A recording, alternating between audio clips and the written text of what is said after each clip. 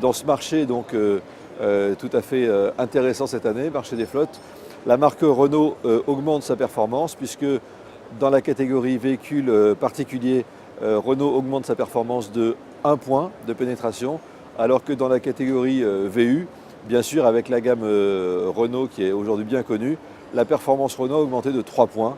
Donc au global, dans un marché quasiment stable, une performance Renault en hausse et nous en sommes assez satisfaits. Ces bons résultats effectivement dans le marché ont été obtenus avant le lancement de la nouvelle Clio, ce qui nous rassure beaucoup pour l'avenir puisque nous avons depuis 2 jours sur le Mondial de Paris présenté une nouvelle Clio aux grands loueurs longue durée, à nos gros clients et hier à nos concessionnaires.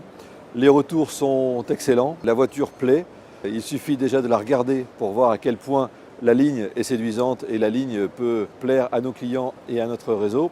Bon, franchement, nous sommes très satisfaits de cette première présentation. D'une manière générale, lorsque nous présentons un véhicule, le métier du commerçant est toujours de présenter les plus, les avantages, les atouts d'une nouveauté.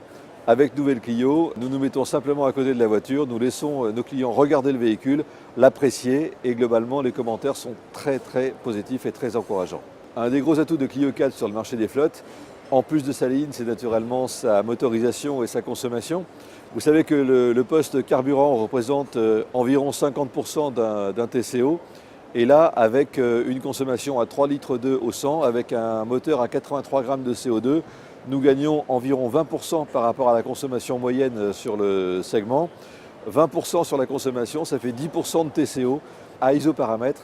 C'est donc un point très fort pour le lancement de Nouvelle Clio qui non seulement est belle, non seulement plaît aux clients, mais en plus va présenter des conditions économiques d'utilisation tout à fait record pour la catégorie. Alors la deuxième grande nouveauté qui est présentée sur ce stand aujourd'hui, c'est naturellement Zoé. Zoé qui est donc le 4e modèle de la gamme zéro émission de Renault. Et Zoé qui va être le premier véhicule à franchir une barre symbolique, à savoir la barre des 200 km d'autonomie, puisque Zoé est annoncé avec 210 km d'autonomie en norme NEDC. Alors Zoé sera également, nous attendons, un succès.